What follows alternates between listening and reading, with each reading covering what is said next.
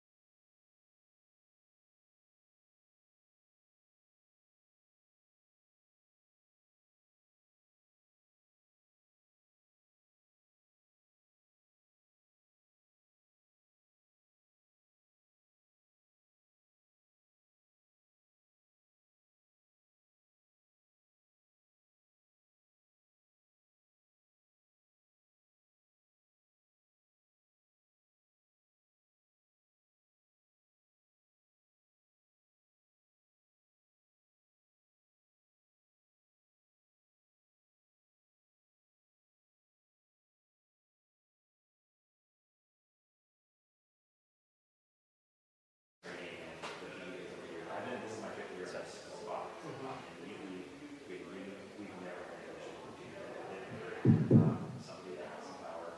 Test one, test one. But she said that we can't use it. Test one, test one.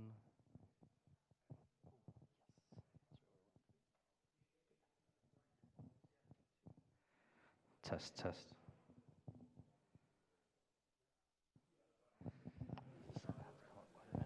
Test, test.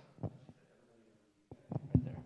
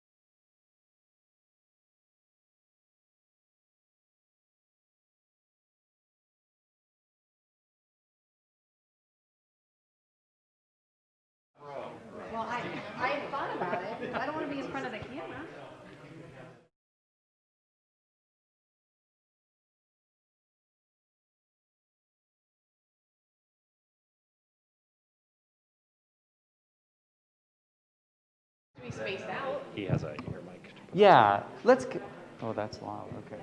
Yeah. I'm really good.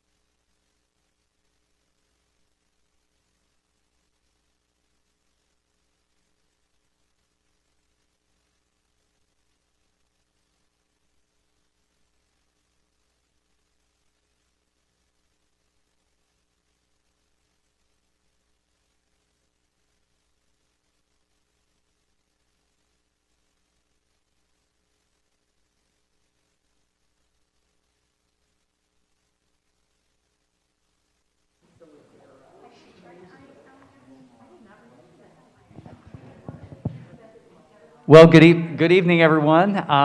Thank you so much for coming tonight. My name is Mark Murphy, and I know we've got several of our members of our administrative team and a few parents and colleagues from other places here in the room in person for our audience. So thank you all for coming out tonight, and a huge welcome to anyone that might be watching online via live stream. Via YouTube. I believe we're using YouTube or Zoom, one of those. And I am thrilled on behalf of our administrative team and our entire school district, I am thrilled to welcome Mr. Jack Berkemeyer. Yes, exactly. Applause.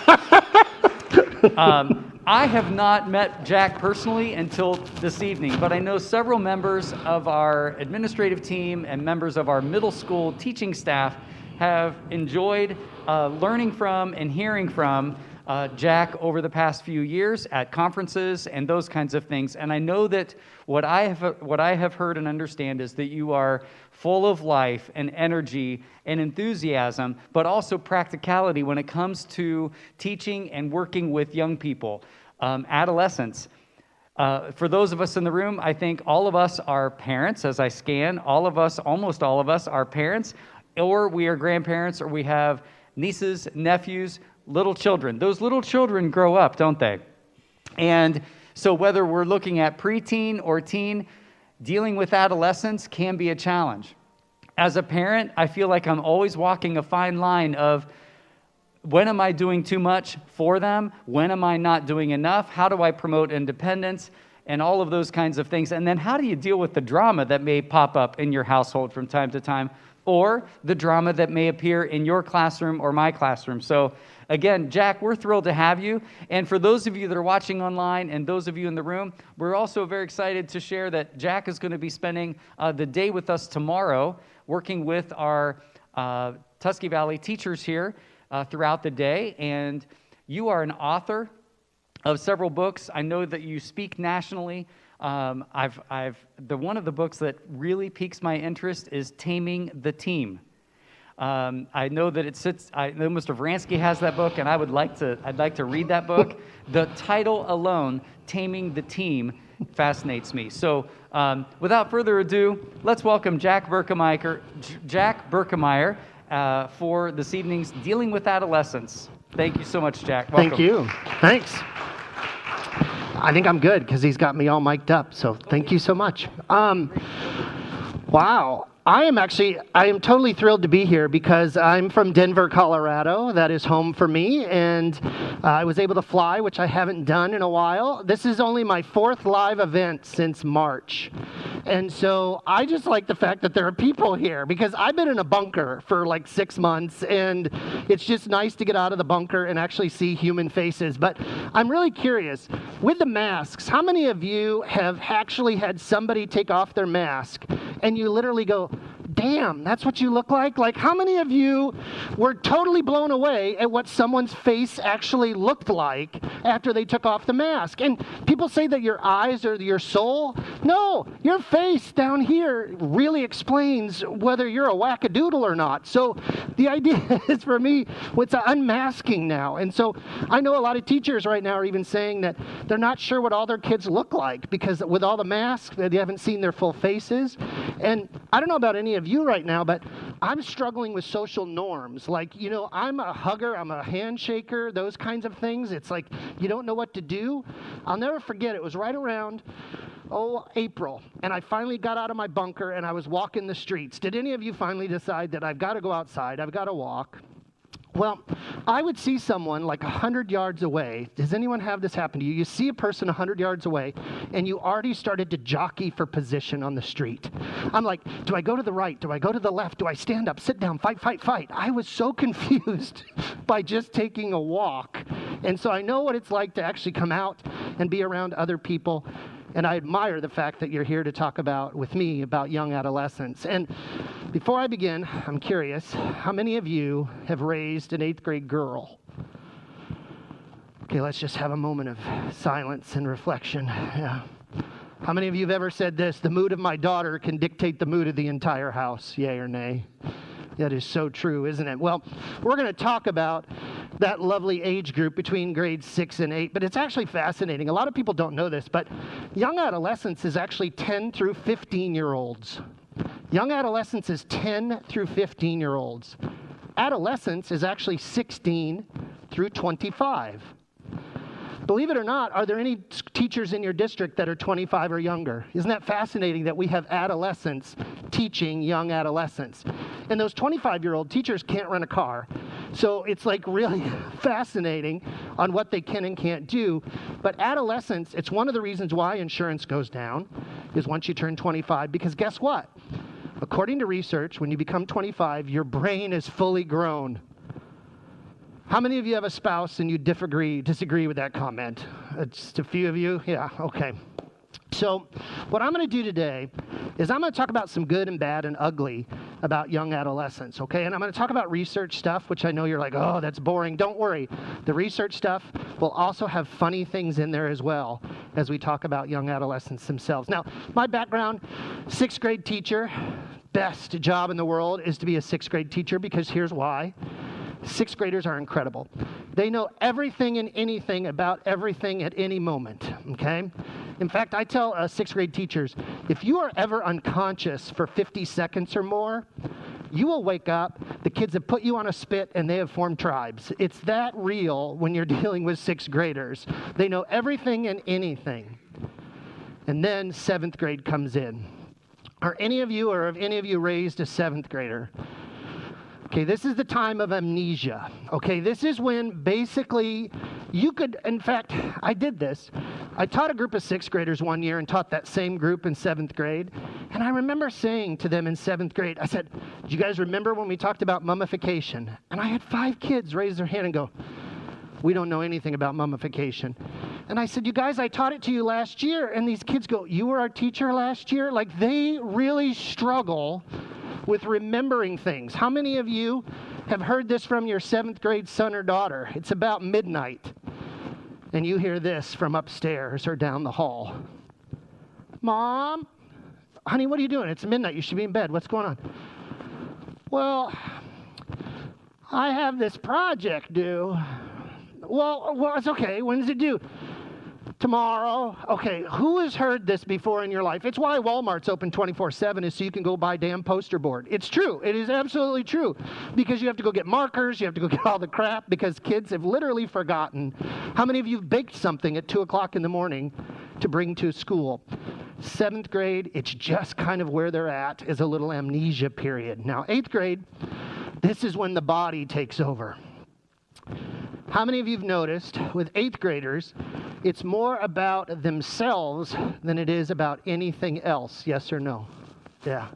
They're very self-absorbed. And we're going to talk about the difference between a 6th, 7th, and 8th grader. And I'll show you, this is my favorite story to tell.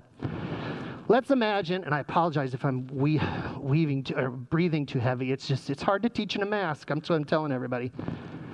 Can I take this out? Let me try that. I know, it's like the rubbing and the... How about this? This work? Okay. Let's see. I feel like I'm taking orders from McDonald's. You want fries with that? Okay. All right. So is that a little better? Oh, me too. Thank you. All right. So what I'm going to do is I'm going to share with you what a 6th grader would do, a 7th grader would do, and an 8th grader would do in regards to returning a pair of jeans at the department store, okay? Let me give you an example. So here you are. You pull up. You have your 6th grader. And what you're going to do is you're going to turn to that 6th grader and you're going to say, look, here's what I need you to do. I need you to go in the store, take these jeans in, go get another pair of jeans, replace them, go to the register, okay? Go to the register, give the receipt, and just tell them you need to do an exchange. 6th grader goes, cool. They get out of the car. They're gone for a little bit longer than you think, right? They come back, and you're like, what happened? Why did it take so long? It's like, I don't know. But I got excited, and I rearranged the shoe department. Okay, 6th graders have the receipt, the new jeans. They've done everything. They've met 4 people. They've conversed with the people behind the counters. Now, you get to a 7th grader. In a 7th grader, you go, all right, here's what I need you to do. I need you to take these jeans, to go in there and basically get a new pair of jeans, replace them out, and then all you have to do is give them the receipt. This literally will be what the 7th grader will say. What? Okay, so what you need to do is you need to get out of the car and go and over in there and return the jeans. I need to get out of the car? Yes, you need to get out of the car and go over there, and then next, I swear it's what you'll hear next. Well, what do I do if they ask me a question? Okay, well, you just say you're there to return the jeans, right? Well, what if I don't have the receipt? No, you're going to have the receipt because I'm giving you the receipt. It's right here. It's with the jeans. And then you'll hear this.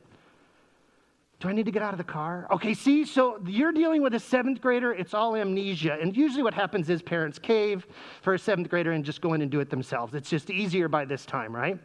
Now, 8th grade, totally different scenario.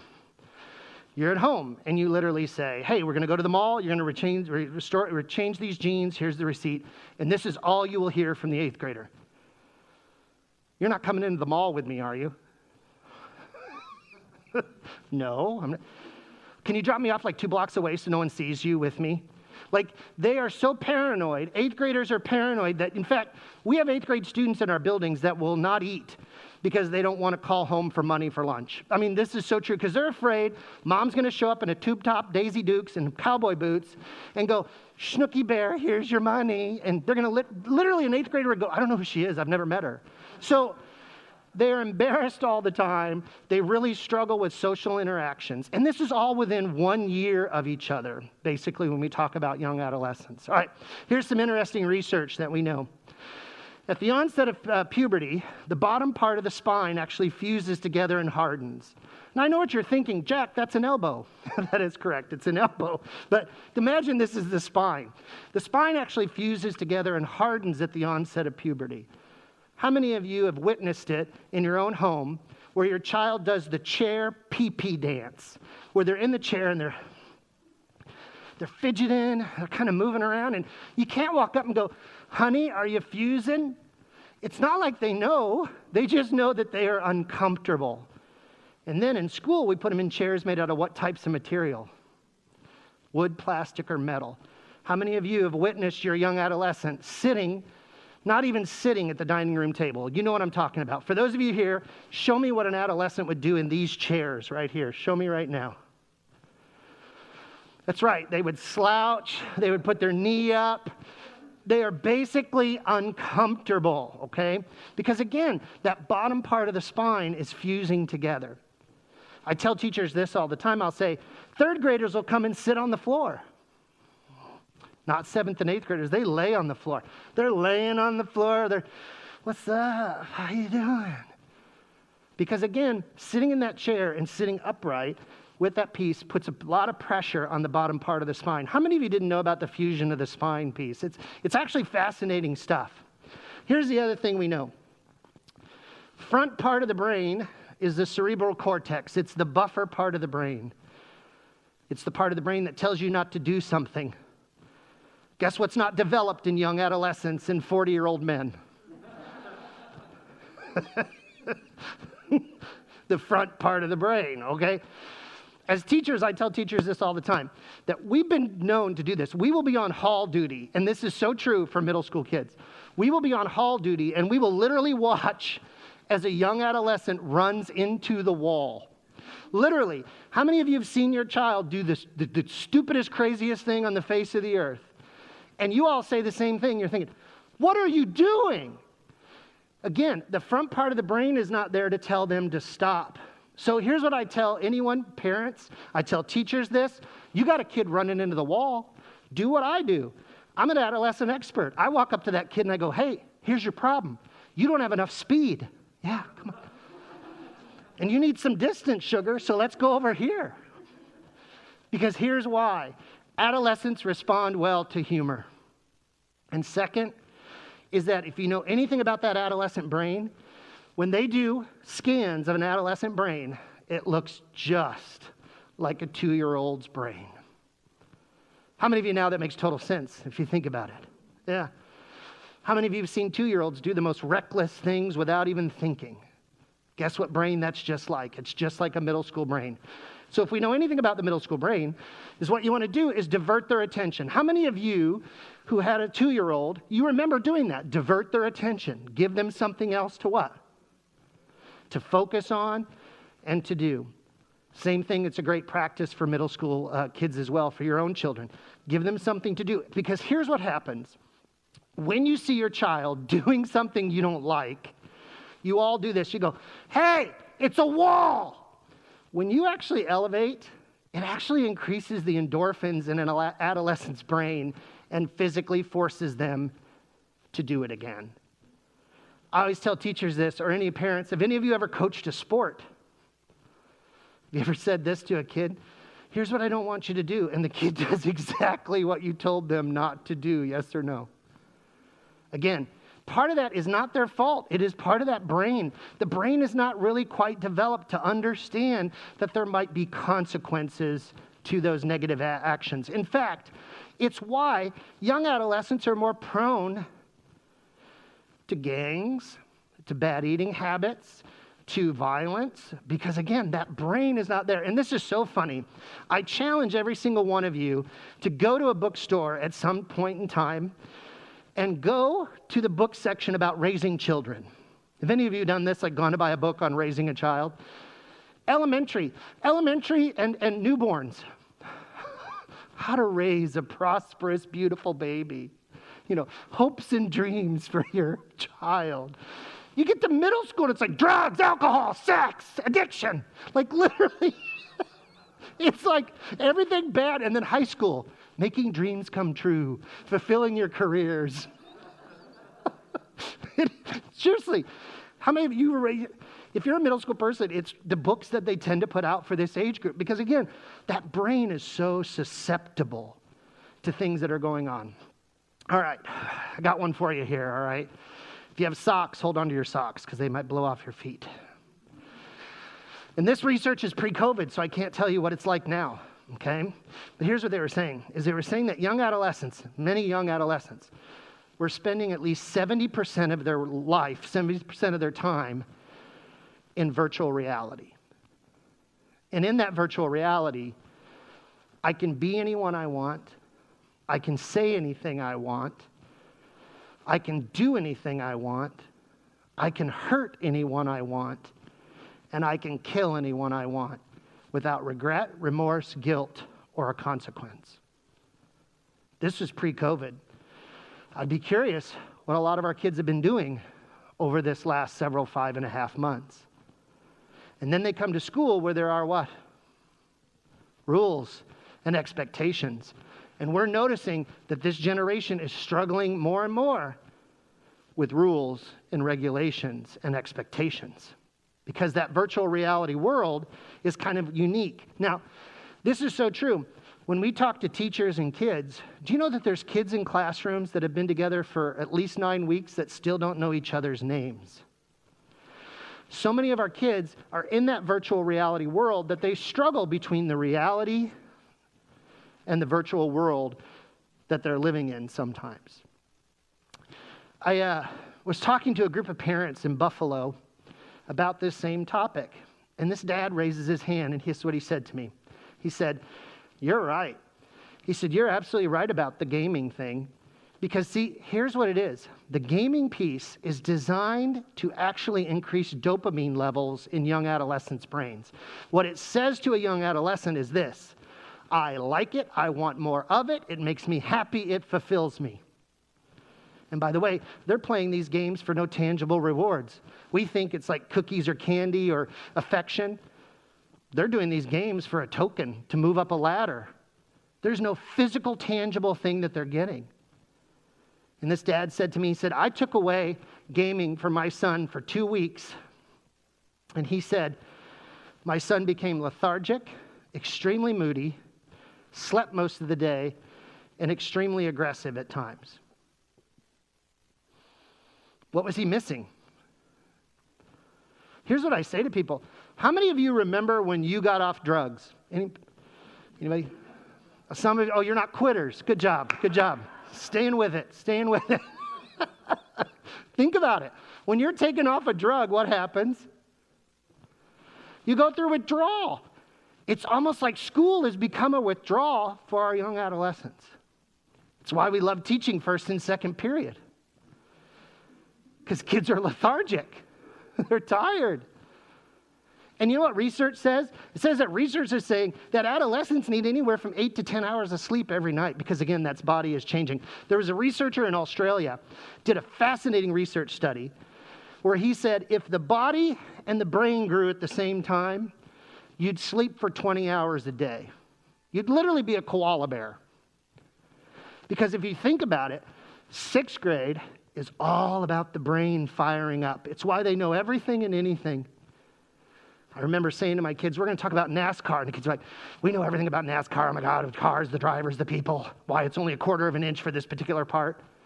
Their brain is on fire. 7th grade goes into coma because what's starting to change? The brain is still firing up, but what's starting to take over? The body. And then by 8th grade, the body is pretty much in control, meaning the body is in full mode of change. And here's what we're finding. I got another one. This one, when I say this, you're going to turn to someone close by and go, no way, because this is fascinating. What they're saying right now is that 17% of 7-year-old girls in the United States are starting puberty. Let me repeat that. They are saying that 17% of 7-year-old girls in the United States are starting puberty. African American and Hispanic students up to 21%. We're boys. Well, sorry guys, we're always 3 years behind girls. That's just the way that it works. And so what's happening is they're saying that 19% of 10-year-old boys in the United States are starting puberty. African American and Hispanic boys up to 24%, starting puberty at the age of 10. Speaking to the guys in the room, how many of you were, well, just a god if you were 15 and had puberty? It hit puberty. You were like, yes, I'll shower. Now, I've never used that joke. I need to write that one down. That's actually pretty good. That's a pretty good joke. But think about it, is that we were blessed to be at that age to start puberty. Now we're talking about 10. When I talk to teachers about this, and even parents, they'll notice that their child has started puberty at a younger age. Not full-grown puberty, everybody, simmer down. But it's the start of at a much, much younger age group. Now, you're all thinking why? A lot of it has to do with additives in the food. For females, a lot of it has to do with once you hit 100 pounds. And that has a lot to do with the start of puberty for girls. So there's a lot of this stuff. How many of you did not know about the early puberty of kids? It's an interesting time. And here's the other thing. We are seeing a dramatic change in girls. Now, this is a fun fact. I admit it, I'm 53 years old. And once you turn 50, you suddenly start watching 60 Minutes. Who's with me? Like, I never watched that show ever in my whole entire life. Boom, I turned 50, I'm watching 60 Minutes. It's the best show ever, right? And so here I was watching 60 Minutes, and Leslie Stahl was interviewing 16 girls in high school auto mechanics class. Okay? And here's what Leslie Stahl said. What about all the oil and the grease? And the one girl looks at Leslie Stahl and goes, it's called soap. In Leslie Stahl's mind, what is she thinking? The girls don't want to get dirty.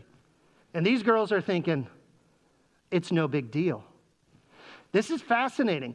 I did a K-12 speech. The high school welding teacher came to me and he said, you're right about girls. 5 years ago, I had the first girl in my class. I now have 5. And 2 of them are the best welders I've ever seen in my whole entire career. I had to ask him why, because I'm nosy. And he said, small hands, better for detail. You know, the idea of what girls can become and what girls can become now are 2 totally different things. And here's what else we're noticing. We always thought the girls were better readers, writers, and listeners. And boys, hands on, blow crap up, yes. Now we got girls that are just as much into blowing crap up as anybody else. In fact, in many of our schools, we hear administrators and teachers tell us this, that some of their best leaders right now are girls. You know, this is an interesting change that we're starting to see in regards to girls making changes in regards to career choices and just being more independent. In fact, if you look back in history, we talked about actually having girls and boys separated in math and science. The reason being is because we were afraid girls wouldn't speak up. Now, no. A girl's talking and a boy interrupts her. That girl will turn and say, shut your hole, I'm talking. And here's an interesting part. For us in education, 20 years ago, if a girl got pushed, she'd be like, don't push me. Now if a girl gets pushed in the hallway, she's like, you want to go? Let's go. Let's go. We're seeing actually more referrals for girls increasing for more physical stuff versus verbal. You know, these are the things, like I said, that we're just starting to see in regards to girls changing, boys changing, early puberty. Oh my gosh, how many of you are freaking out about the dopamine levels with the gaming piece? That worries me immensely because it makes it even tougher for us as educators to go into those classrooms when we're competing with the gaming industry. All right, do me a favor. Turn to someone you find is mutually as attractive as you are. You're working alone. So, I didn't mean that mean. It was just, And so far say I've learned one thing. So just to somebody from a distance, if you've learned one thing, share with somebody if you've learned one thing.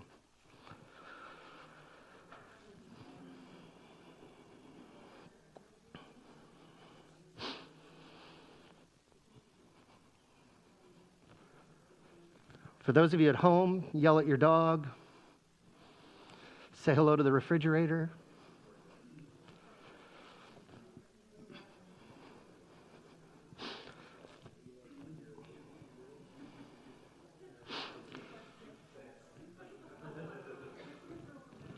All right.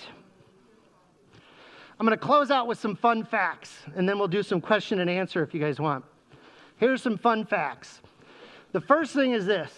Never, ever ask a question that you know they're going to say yes or no to. And here's what I mean.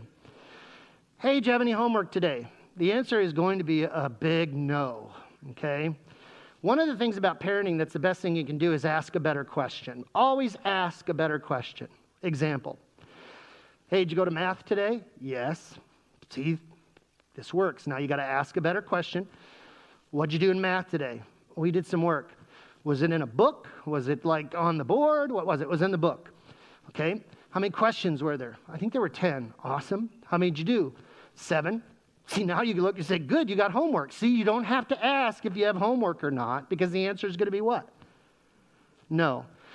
So the issue for me is always ask a better question when you get kind of yes or no responses. Because one of the things you'll find, especially with young adolescents, is that it takes them a little longer to process those questions.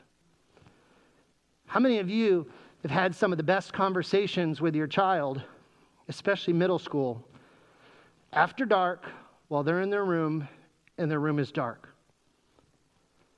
And you'll hear things like, "Hey, Mom, you and Dad are arguing. Is everything cool?" When that brain has a time to actually relax, and by the way, the blue screen on any technology keeps them fired up for anywhere from 20 to 40 minutes after it's shut off. It does a great job of firing up that brain.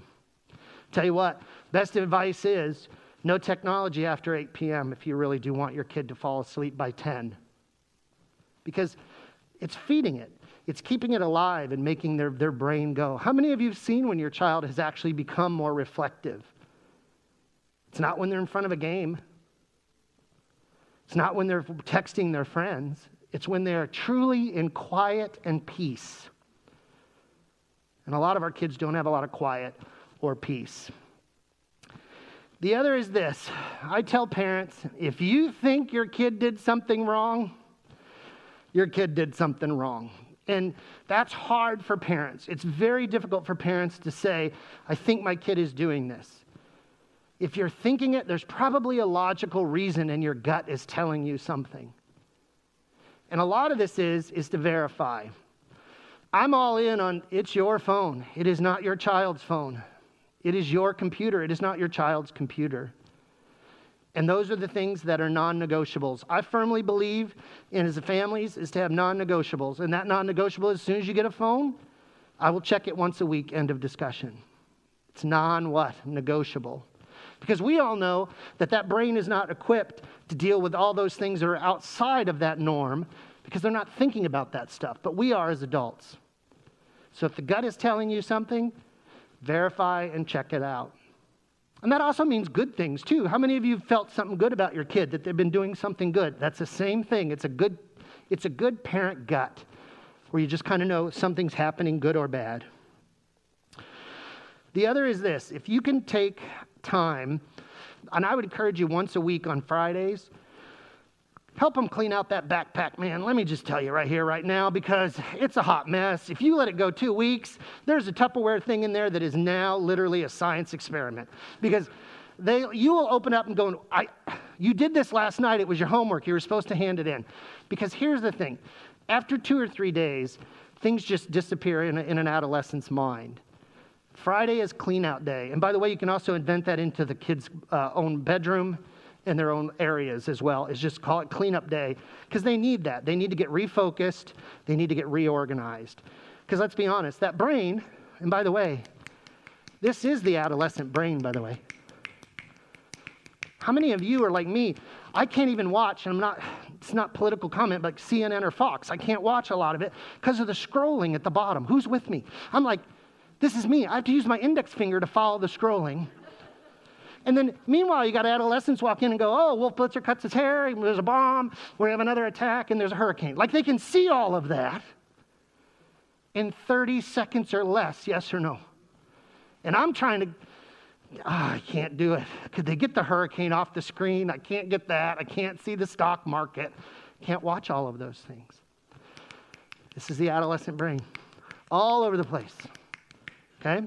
So they need that opportunity to just kind of reorganize, reset themselves for that.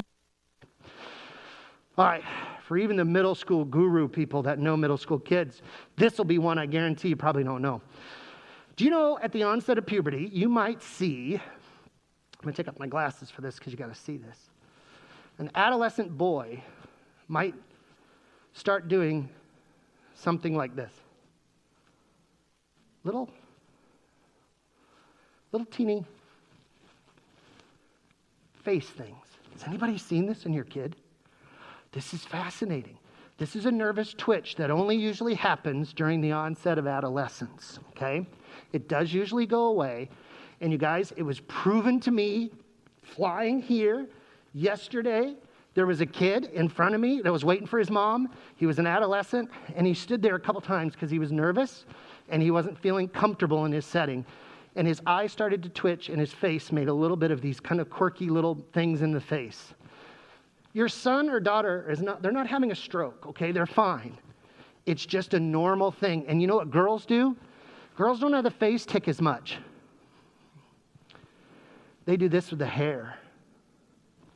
How many of you have seen your daughter like hours upon hours? You know, they grow out of that after about the age of 25 because it's through adolescence. Very few of you as adults do that now. It's not something most adult women do now. But a young adolescent, why? It's a piece of calming. It's actually a calming effect. It actually gives them serenity, makes them feel more secure. It's like the blanket. Finally, this is not my story, but it's one by an actor by the name of Jimmy Smits. And I was really fortunate to see him when I was a judge for the Disney American Teacher Awards. And back when they did this was many years ago, they literally had celebrities give awards to teachers. And he was giving the one for kindergarten. And I'll never forget this story. He literally said, imagine for just a second that you have a 5-year-old in your car and you pull up to this building that looks scary. It's dark and dingy. And you walk towards those doors, and you take your child's hand, and you're holding it tighter than you've ever held it, and you give that hand to a total stranger. And here's what he said that I loved. And neither of your lives will ever be the same again. Adolescence is the same thing. It's the same situation where they don't want to be around you for a while. They say they don't want consistency, but they do. They don't seem to like you. You've ruined everything. You're the worst mother, worst father. You don't understand me. Here's the advice I'll give you. Sometimes when your child is that way, you just need to do this. Would you like me to listen, react, or give you advice? Let me repeat that. Do you want me to listen, react, or solve? 90% of the time, you're trying to solve your adolescent's problem when sometimes they don't want you to solve their problem. They just need you to listen. But your mind is telling you what? I got to solve this. My problem, my baby is in crisis.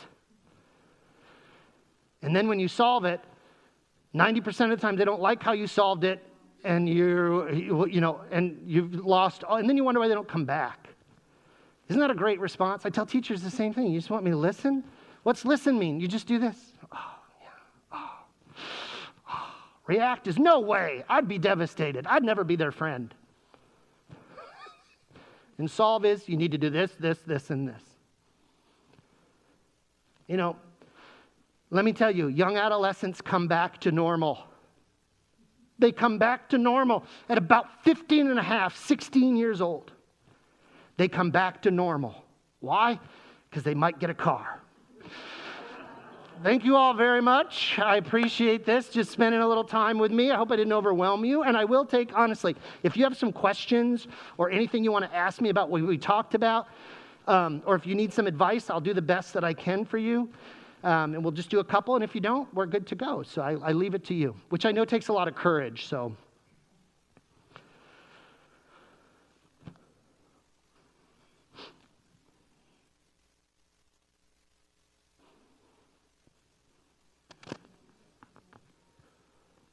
I know all the administrators are looking at each other going, I think we should ask a question. Okay, first of all, I firmly believe in AA for parents. So I just need you to say, hi, my name is, first name. Okay. Okay, that was weird because the middle school principal knew what to do in AA.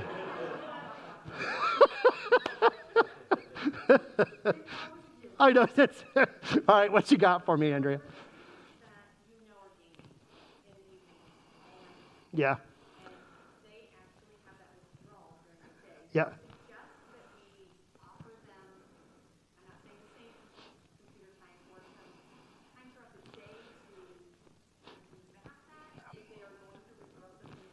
It's a balance is what it's all about. We got to teach kids to make it a balance, meaning I'm not against gaming and I'm not against using technology, although I do think the typewriter is coming back. So Sorry, that's a joke. So the idea is that I think it's all about, you can get dopamine from other places as well. You can get dopamine from being around your friends and laughing and having a good time. You can be in a classroom that's full of laughter and interaction, and it feeds you your dopamine. Right now, and let's be honest, for teachers pre-COVID, I feel bad for educators because it was so much high-stakes testing. It was so much, we got to get these test scores. We got to do this, that I think a little creativity went away in our teaching. Not because we didn't want it to be there. It's just because we felt pressure. I think a lot of things are going to change in regards to what's happening in our country. One is I think we will teach differently after this because now teachers are not as tech-phobic as they were prior to this pandemic. And the other thing we have realized is that our students are not technology savvy. They are phone smart. And there is a difference between phone smart and technology savvy. We got kids that cannot cut and paste on the computer to move things unless they're doing plagiarism. So the idea is, is that they don't know some of the intricacies of how to actually do some of those things, which could, I think, increase that dopamine. The other is I think for the first time in education, three things are colliding at once. Differentiation of instruction, which is all about making sure we do things differently and teach different ways to kids. The second is to actually start pre-recording some lessons and those kinds of things where I don't have to tell you live. I could record myself and kids could watch it again. Imagine if a kid doesn't get a lesson, watch it again. I didn't understand that part. Watch it again. You do it live, you get one shot. One shot, one size doesn't fit all for all kids. And the third is I think learning centers are going to come back bigger and stronger. We're actually putting kids into groups, moving them from group to group, smaller interactions, quicker objectives, faster things. Teachers, we got to pick up our pace. And that's what's going to help with the dopamine piece. But many of us were taught to teach like this. This will prove if you're old or not. It was Madeline Hunter. Remember Madeline Hunter? That's how we were trained to teach. Paddle and Madeline. Anticipatory set. Guided practice. Closure. That doesn't work for this generation of kids, man. Dude, that was us, wasn't it? I know you know how to do a lesson based on that, didn't you? Yeah. So I do see those things changing, which I think will help with that dopamine level immensely. And what a lot of schools are doing is no tech during lunch, and they're doing. I saw this, like, makes me cry. Like, literally brought tears to my eyes. I was in Owatonna, Minnesota, and it was February, so it was still minus 25. And so kids were outside, and they were playing Foursquare, and these were 8th grade boys, mutton chop, hairy legs, playing Foursquare and laughing and having a blast. And I thought to myself, this may be the last time they ever play Foursquare in their whole entire life, unless they have their own children. But see, they're doing that. I mean, we're bringing back hopscotch. We're bringing back some of these games that kids didn't have, and I think COVID's kind of helped a little bit of that. We're seeing some traditional good things come back, especially with parents and games and playing, because our kids need to play, and they weren't playing for a long time other than this. Sorry, that was a long answer, but I'll bill you for an hour and a half. Everybody said, well, hi, David.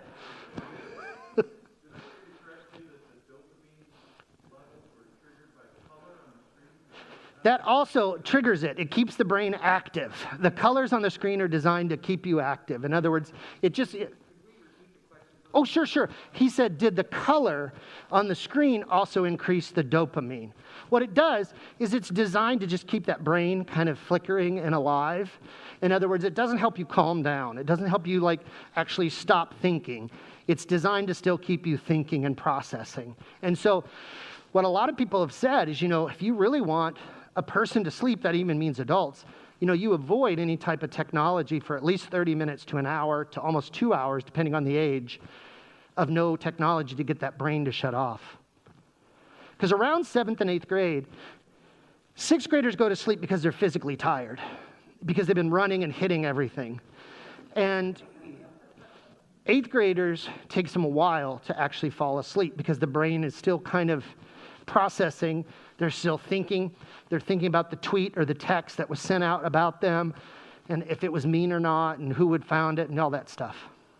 So definitely that technology plays a huge role. But the gaming is really the one that feeds into that dopamine, man. Yeah. Hi, my name is. Hi, my name is Derek. Hi, Derek. Do you have a phone in? Do you have a call from Oswego? Oh, yeah, adolescent girls and anxiety, absolutely huge. And even more now, I think, as we kind of transform in from that 5 months of crazy back to school. Part of it is every single day, every single night, is a little bit of that mindfulness stuff, which is literally to just get your brain to shut down and try not to think about everything that's wrong. Adolescents are known to look in a mirror and literally identify every flaw that they have before they look at anything that is of positive nature when they see themselves. So I think part of that reflection for especially an adolescent girl is, what are things that you do like about yourself? What are things that empower you? What are things that make you glad about yourself and who you are? Because if not, they tend to go to that dark side fairly quickly. So I think, honestly, 2 or 3 things every day that you like about yourself.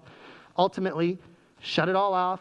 Get off the technology as much as possible, because I think that has a lot to do with anxiety. And I think ultimately, find your friendship group that have similarities. And kids are really getting good at that. I think finding each other, meaning similar, characteristics, similar things they like to do, those kinds of things. Great question.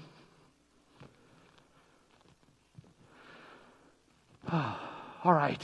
Well, honestly, thanks, guys, for doing this and being away. I know a couple of you are definitely just not administrators, you're parents. And like I said, I know you're only here to get away from your children. So yeah, you told everyone at home this was a 3-hour event, didn't you? All right, so there you go. Thanks, everybody.